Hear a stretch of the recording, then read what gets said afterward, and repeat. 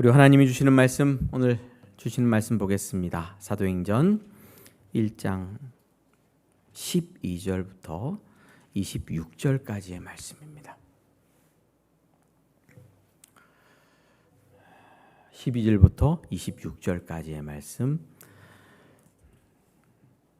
제가 봉독해 드립니다.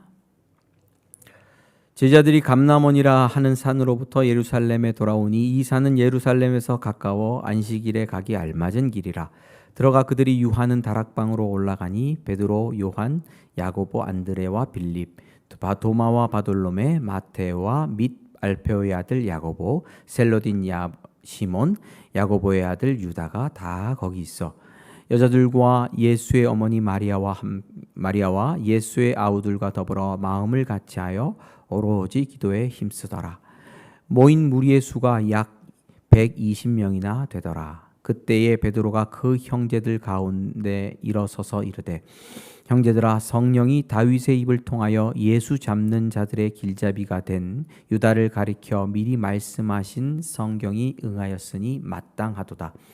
이 사람은 본래 우리 수 가운데 참여하여 이 직무의 한 부분을 맡았던 자라.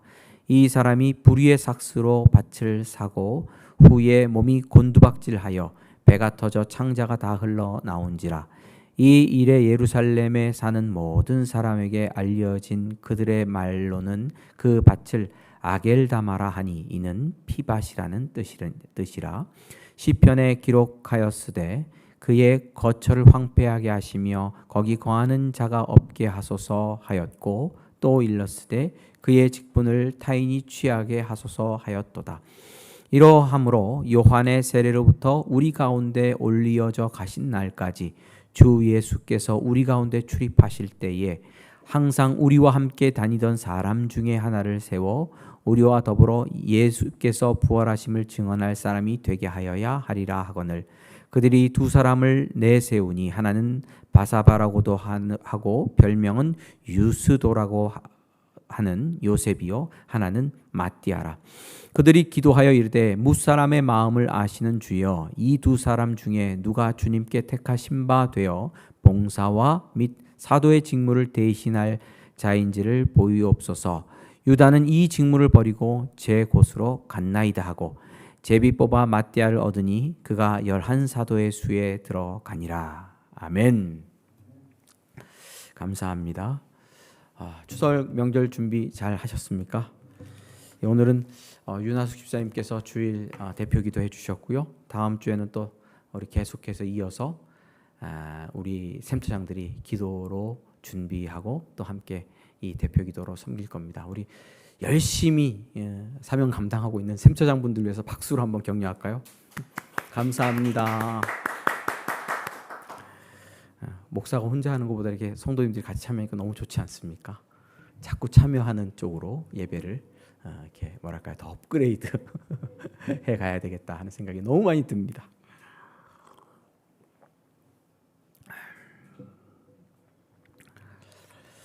감사합니다. 너무너무 감사합니다. 사도행전은 교회가 이게 증인된 삶을 어떻게 어떤 모양으로 감당했는지를 잘 보여줍니다. 그리고 그런 과정 속에서 신앙적인 문제, 어떤 교리적인 문제, 영적인 문제들이 자꾸 생겨나는데 교회가 어떻게 그런 문제들을 앞에서 그 문제들을 해결해 나가고 더 성장해 갔는지, 하나님의 역사와 증인된 삶을 살아갔는지의 모습이 보이거든요.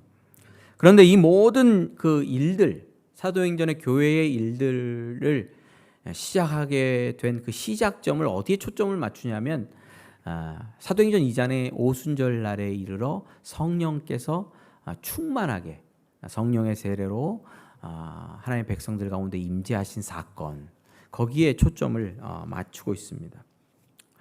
그러니까 교회가 갑자기 예수님이 승천하시면서 약속을 주셨잖아요. 증인이 되라 하는 약속을 주셨는데, 계명을 주셨는데 그 계명을 붙들고 흥분해가지고 제자들이 불같이 달려가서 선교하고 전도해가지고 교회가 성장했다, 이런 게 아니고요. 계명을 붙들고 약속을 붙들고 기다렸더니 오순절날이 이르러 성령의 역사가 나타났다는 거예요. 성령께서 권능으로 세례를 주시는 역사가 나타남으로 말미암아 그것 때문에 교회가 불같이 일어날 수 있었다 하는 것이 이 사도행전의 기록의 초점입니다. 그러니까 사도행전은 결국 사도행전 2장에 오순절에 성령께서 임재하시고 제자들에게 능력과 권능을 주시는 그 사건이 어떤 중심이 될 수밖에 없는 거죠. 제가 사도행전 1장 4절부터 8절 다시 한번 읽어드리겠습니다. 사도와 함께 모이사 그들에게 분부하여 이르시되 예루살렘을 떠나지 말고 내게서 들은 바 아버지께서 약속하신 것을 기다리라. 요한은 물로 세례를 베풀었으나 너희는 몇 날이 못되어 성령으로 세례를 받으리라 하셨느니라. 그들이 모였을 때 예수께 여쭈어 이르되 주께서 이스라엘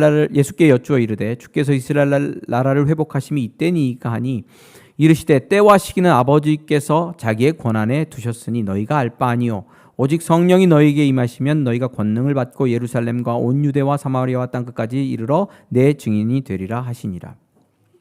예수님께서도 약속하신 것을 기다리라, 떠나지 말고 성령의 세례를 받으리라 말씀하셨고요. 그리고 성령이 임하시면 권능을 받고 증인이 된다 말씀하셨거든요. 그러니까 예수님이 떠나신 후에 제자들의 증인된 삶, 교회의 본질인 증인된 삶은 예수님의 말씀으로 보아도 어디서부터 시작되는 거죠? 오순절에 성령께서 강력하게 제자들을 붙드시고 성령의 세례로 말미암아 권능과 능력을 받는 그때로 보는 것이 적당한 것이죠. 그런데 이 오순절에 제자들이 성령의 세례를 받기 전에 저는 일종의 준비 기간이 있었던 걸로 보입니다. 예수님의 사역 전체가 그런 준비 기간이긴 하였지만 예수님이 부활하시고 40일 정도 제자들과 머무르시고 그리고 예수님이 승천하시고 한 열흘 정도 후가 오순절이거든요. 총 한 50일 정도 기간이 예수 그리스도께서 승천하시면서 제자들이 어떤 성령 충만함, 성령의 능력, 성령의 세례, 제가 여러 가지 다양한 표현을 쓰고 있습니다. 일부러 그렇게 쓰고 있습니다. 그런 것을 받는 준비 기간으로 볼 수 있다라는 생각이 들었습니다. 그러면 뭐를 준비했냐? 그거를 좀 우리가 함께 나눠보겠습니다. 먼저 오순절 성령 세례를 받기 전에 제자들은 약속을 붙드는 기도가 있었습니다. 사도와 함께 모이사 그들에게 분부하여 이르시되 예루살렘을 떠나지 말고 내게서 들은 바 아버지께서 약속하신 것을 기다리라. 뭐를요? 약속하신 것을 기다리라 하고 말씀하셨거든요. 제자들은 그 약속하신 것을 기다리라는 말씀, 약속을 붙들고 약속을 기다리는 방식으로 제자들이 취한 게 뭐죠? 기도입니다. 기도. 약속을 붙드는 방식이 뭐였다? 기도였어요. 기도. 무의도식이라는 게 있잖아요. 아무것도 안 하고 누워 있는 겁니다. 그냥 무의도식하는 인생 얼마나 좋습니까? 밥 먹고 누워 있고 음악 듣고 그냥 쉬고 아무것도 안 하는 그런 인생이 아니라 제자들은 약속하셨네. 우리는 그걸 붙들고 뭐 하자? 기도하자라고 기도하는 역사가 있었다는 거죠. 12절 오늘 말씀이죠. 제자들이 감람원이라 하는 산에서부터 예루살렘에 돌아오니 이 산은 예루살렘에서 가까워 안식일의 길에 가기 알맞은 길이라. 예루살렘하고 감람원은 몇 분 거리? 약 1km 남짓되는 거리로 걸어 내려오면 15분 정도. 예수님 승천하시고 내려왔는데 15분 정도 걸어 내려온 거예요. 그리고 다락방에 올라가서 베드로부터 해서 베드로, 요하나, 야고보, 안드레, 빌립, 도마와 바돌로메, 마테와 및 알페오의 아들 야고보, 셀로디 시못, 야고보의 아들 유다까지 모였고 예수들도 있었어요. 예수의 어머니 마리아와 그다음에 예수의 아우들이 모였어요. 근데 그분들이 예수님 약속하고 떠나가셨고 약속을 붙들고 무엇을 했냐? 더불어 마음을 같이하여 오로지 기도에 힘쓰더라. 뭐 했다고요? 기도했다고요. 제자들은 왜 예수님은 기다리라고 말씀하셨는데 왜 기도했나요? 기다리라 그러면 가만히 있으면 되지 왜 기도했나요? 먼저 예수님이 기도하시는 분이었고 기도를 배워서 그렇습니다. 예수님의 사역을 보면 예수님은 사역을 시작하실 때부터 열심히 기도하셨어요. 열심히. 예수님께서 요한에게 세례를 받으셨죠.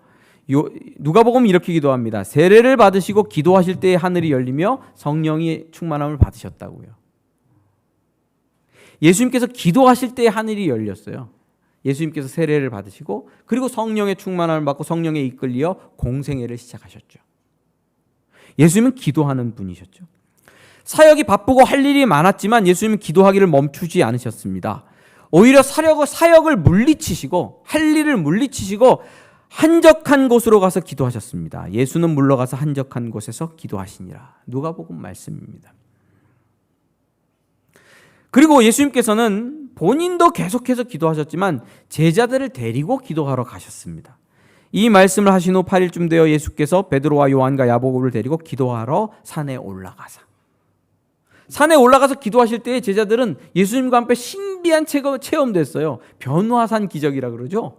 예수님이 그냥 하얀 옷을 입은 모습으로 변화하고 그리고 모세와 엘리야와 대화하는 그런 장면까지 목격하는 신비한 기도의 체험을 제자들은 예수님과 함께 했죠. 예수님께서는 또 기도를 가르치셨습니다. 이러므로 너희는 장차 올 이 모든 일을 능히 피하고 인자 앞에 서도록 항상 기도하며 깨어있으라. 항상 기도하며 깨어있으라. 이게 제자들에게 가르치신 말씀입니다. 그리고 제자들이 지금 돌아온 약속을 받은 감람원이라는 곳은 뭐냐 하면 이 누가복음 22장 39절 보면 예수께서 나아가사 습관을 따라 감람산에 가시매 제자들도 따라갔더니 감람산은 어떤 곳이냐면 예수님께서 습관적으로 기도하러 가신 곳이에요. 그러니까 예수님이 산에 올라가면 기도하러 가시나 보다. 습관적으로 기도하러 가시는 곳이에요. 그것이 감람문. 거기서 제자들은 약속의 말씀을 받았습니다. 그곳에 이르러 그들에게 이르시되 유혹에 빠지지 않게 기도하라. 그리고 예수님께서 뭐 하십니까? 조금 물러가셔서 기도하시죠.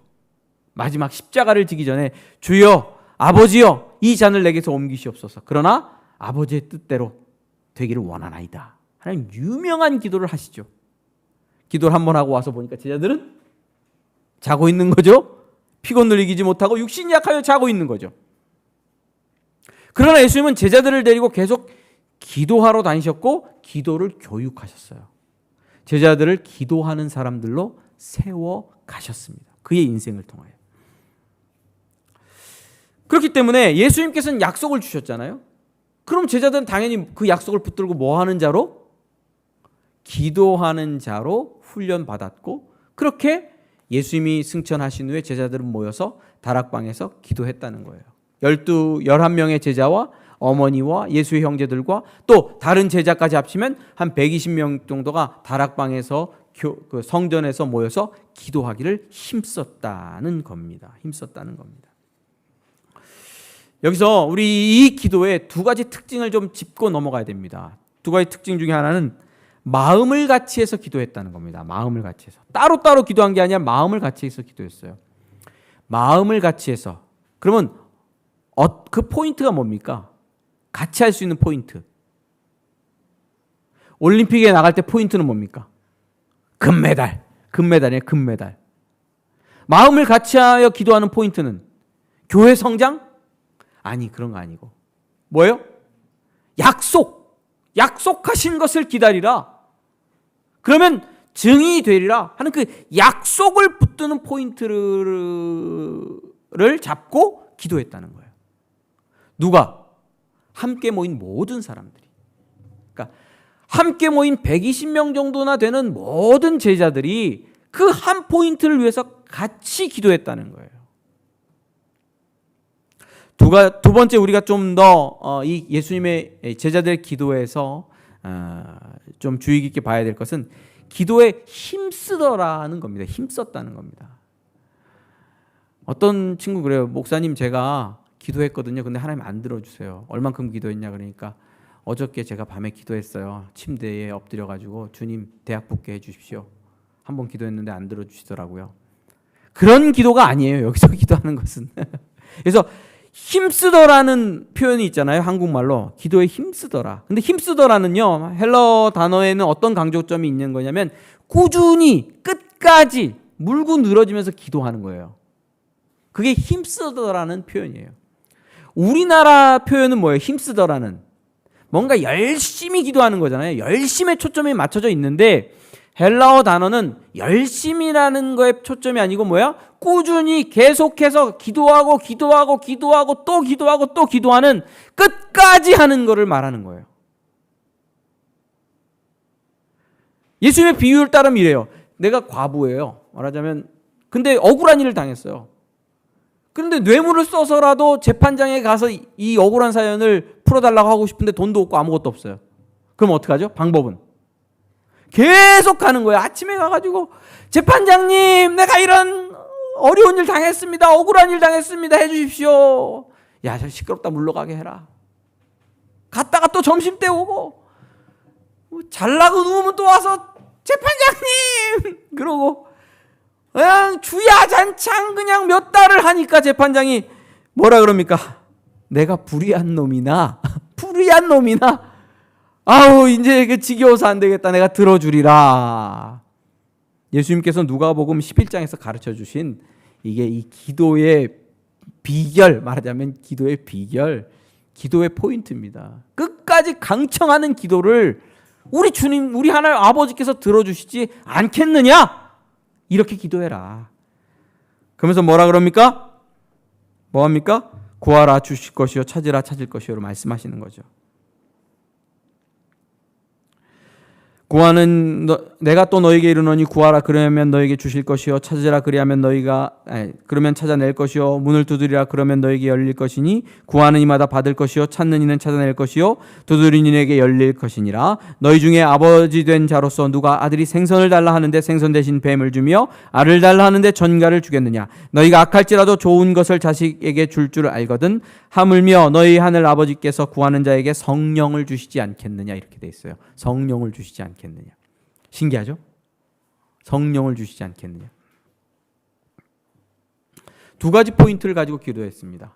한 마음으로 약속을 붙들고 기도했고 아침에도 기도하고 점심에도 기도하고 저녁에도 기도하고 끊임없이 기도했어요.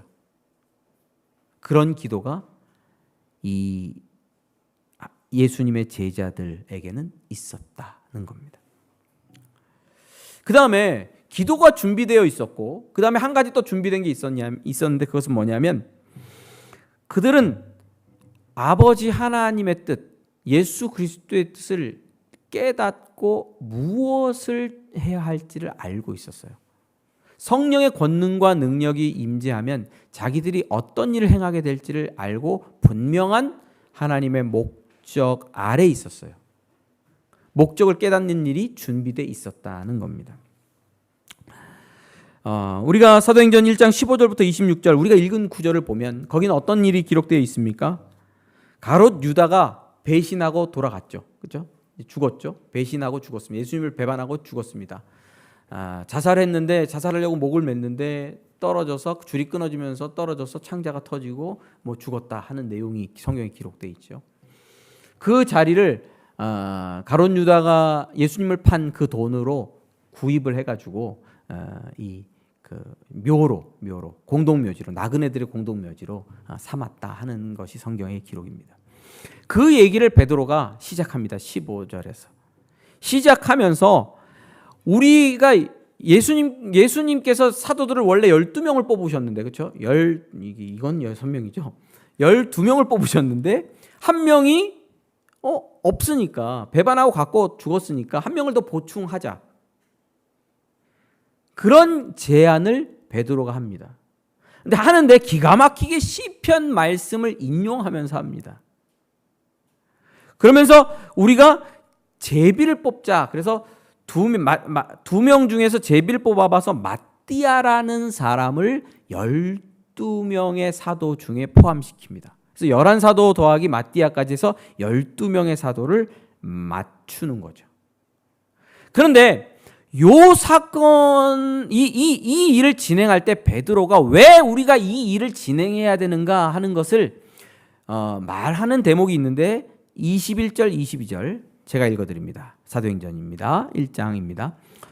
이러므로 요한의 세례로부터 우리 가운데서 올려져 가신 날까지 주 예수께서 우리 가운데 출입하실 때에 항상 우리와 함께 다니던 사람 중에 하나를 세워 우리와 더불어 예수께서 부활하심을 증언할 사람이 되게 하여야 하리라 하거늘.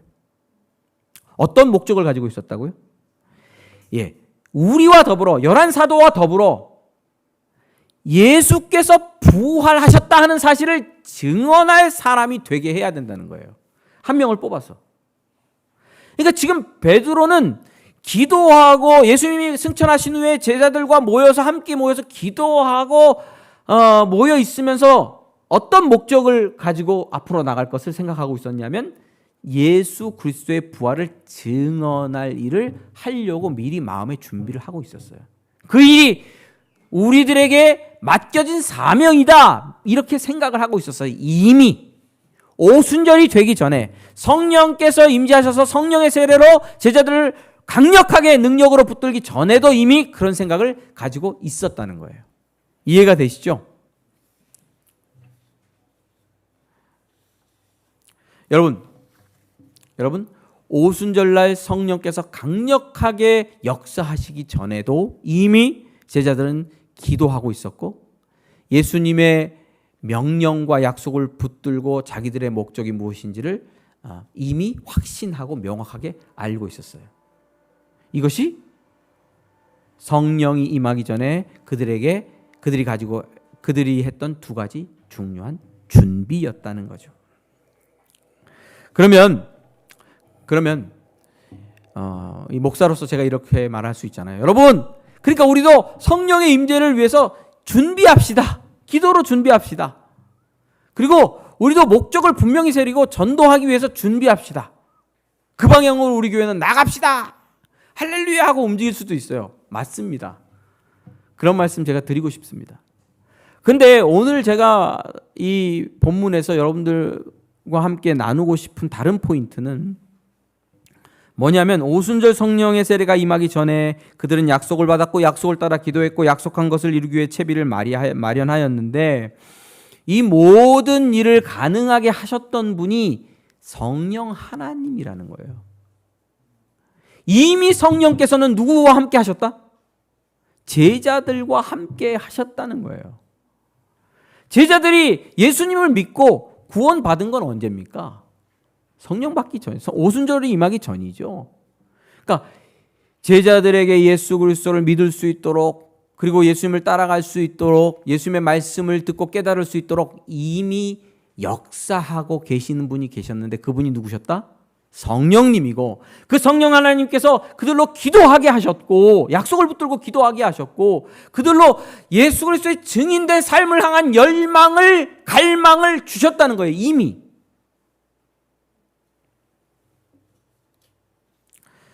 자, 성령의 역사가 이렇습니다. 그들은 구원받았고 성령께서 이미 내주하고 계시고 예수님 떠나셨죠. 어떤 식으로 일어나는 거냐면 댐이 있잖아요. 댐이 있는데 댐에 작은 구멍이 하나 뚫렸어요. 그럼 어떻게 되지? 그러니까 물이 쫄쫄쫄쫄쫄 나와요. 그럼 어떻게 돼요? 구멍이 작아져요? 자동으로 막히나요? 아니면 커지나요? 커져요. 점점 구멍이 점점 커지죠. 그럼 물줄기는 굵어지죠. 나오다가 물줄기가 얇게 나오다가 굵게 나오다가 굵게 나오면 이게 점점 속도가 가속도가 붙어서 댐의 구멍이 점점 커지고 나중엔 댐이 와르르 무너지면서 물이 확 쏟아지는 거잖아요. 성령의 역사가 그러하더라는 거예요. 제자들이 예수 그리스도를 믿고 예수님을 따라다니면서 예수님을 알게 되고 예수님의 말씀을 듣고 가슴도 뜨거워지고 하나님의 나라의 일에 대해서 깨닫게 되고 자기들의 사명이 이런 거구나라는 것을 알게 되고 역사가 있었죠. 그래서 그걸 위해서 주님 도와주십시오 한 마음으로 모여서 간구하고 기도하기를 시작하는 거예요. 기도하는데 갑자기 터진 거예요. 댐이 무너지듯이. 성령의 역사가 없다가 오순절날 갑자기 생긴 게 아니고 그 전부터도 성령의 역사는 있었어요. 그들을 거듭나게 하고 살리게 하고 기도하게 하고 복음과 하나님의 나라와 증인된 삶을 위하여 준비시키는 성령의 역사가 있었고 오순절에야 터진 거예요. 권능과 능력으로.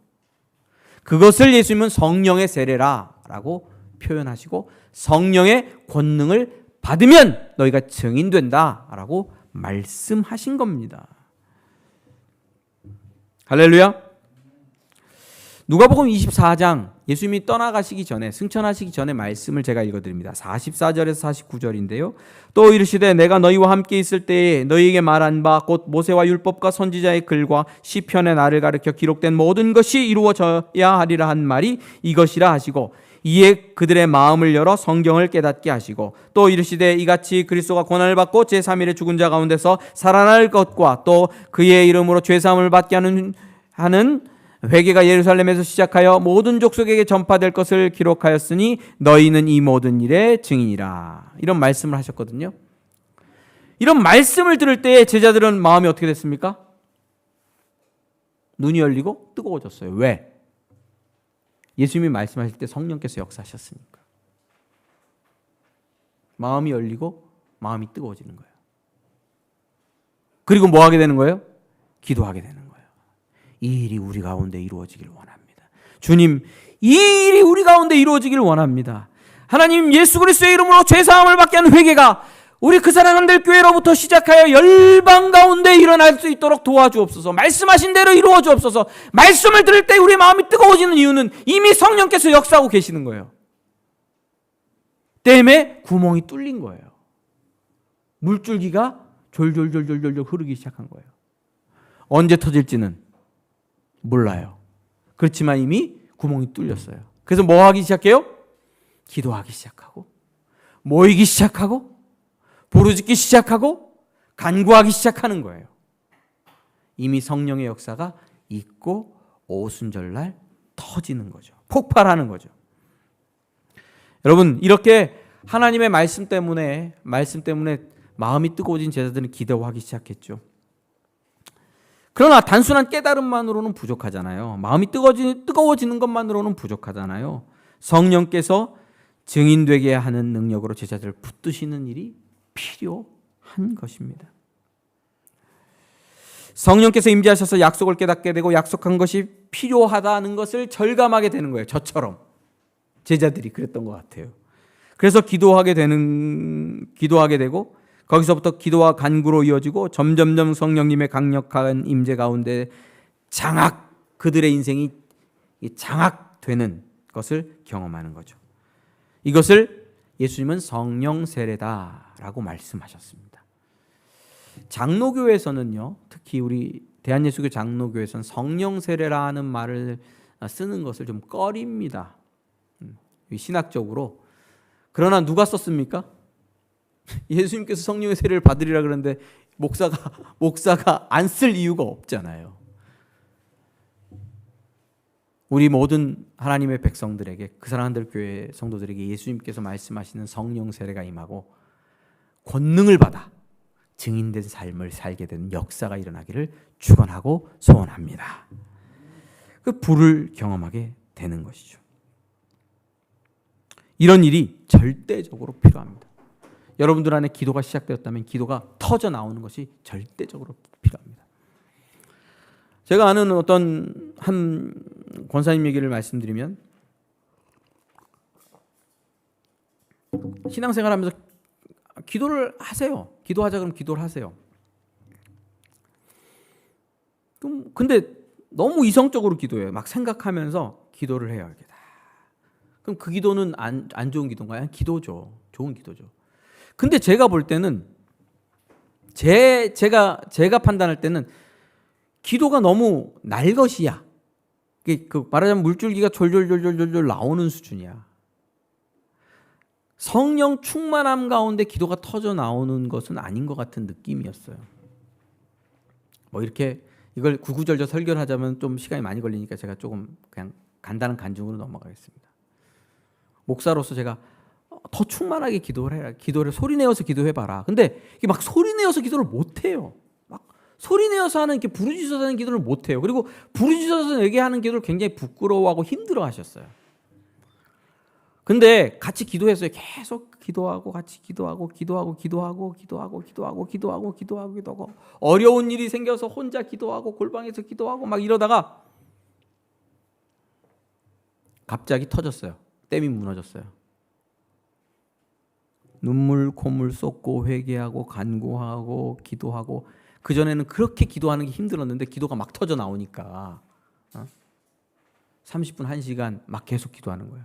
소리내서 하는 기도, 부끄럽고 힘들었는데 막 터져 나와서 소리내서 막 기도하는 거예요. 자, 모든 성령의 역사가 이런 방식으로 된다는 것은 아닙니다. 다른 방식으로도 역사하실 수 있습니다. 제가 이 얘기를 드리는 것은 뭐냐면, 그리스도인이죠. 성령께서 내주하셔서 인도에 가시죠. 그러나 댐이 무너지듯이 성령께서 우리 인생을 장악하셔서 성령 세례를 베푸시고, 능력과 권능으로 증인되게 하는, 우리 인생을 완전히 장악하는 역사도 필요합니다. 목사님, 그런 게 어디 있습니까? 여기 사도행전에 있잖아요. 제자들은 이미 기도했다고요. 성령이 임재하는 사람들이었다고요. 증인된 삶에 대한 목적도 알고 있었다고요. 그러나 아직 그들에게 오순절날 성령께서 충만하게 해주시는 경험은 1장에 없단 말이죠. 그러면 아직이라고요. 오직 성령이 너희에게 임하시면 너희가 권능을 받고 예루살렘과 온 유대와 사마리아 땅끝까지 이르러 내 증인이 되리라. 언제? 여기서 성령이 임하심이라는 예수님의 표현은 뭐예요? 이미 성령이 내주하고 계시잖아요. 제자들을 이끌고 계시잖아요. 그게 아니에요.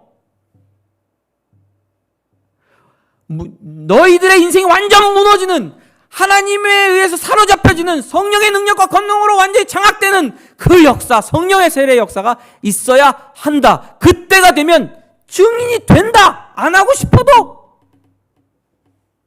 그 말씀을 1장에서 해 주신 거거든요. 그 사람들께 성도 여러분, 이 성령의 세례를 함께 사모하며 갔으면 좋겠습니다. 영적 갈증이 있으시지 않습니까? 답답하지 않으세요? 이게 우리에게 필요합니다. 증인되게 하는 역사가 필요합니다.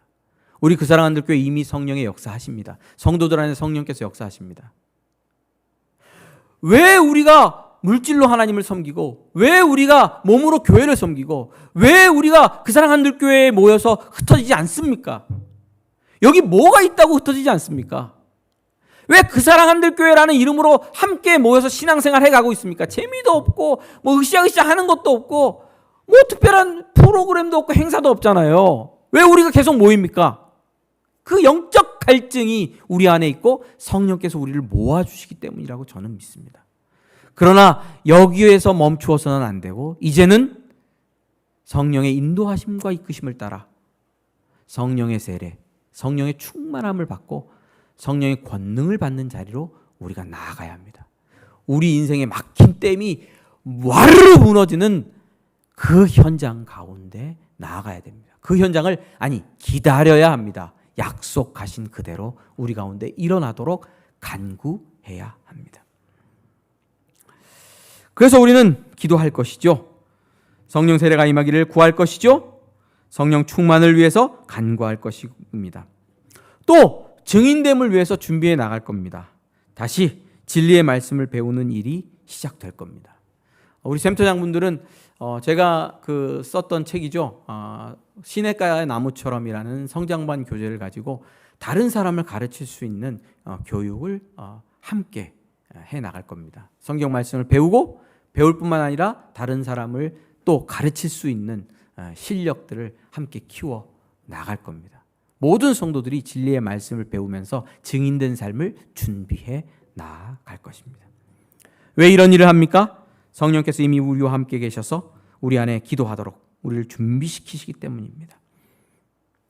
샘은 언제 솟습니까? 샘은 어디서 솟습니까? 샘. 샘, 물, 스프링필 막 솟아나는 샘은 어떻게 언제 어디서 나타납니까? 그냥 아무데나 빨대를 꽂으면 되는 게 아니잖아요, 그렇죠? 나는 데가 있어요. 내 맘대로 나는 게 아니에요. 샘은 나는 데만 나요. 나는 데만. 그러니까 내가 샘을 막 끌어올 수는 없는 거잖아요. 우리는 찾아야죠. 어디에 샘이 나는가. 약속대로 함께 모여서 약속을 믿고 기도하는 자리에 약속대로 살아가기를 마음 먹고 준비되는 자리에 이 생명의 역사, 샘이 솟게 될 것이라고 저는 믿습니다. 그 사랑하는 교회 모든 성도 여러분, 할렐루야.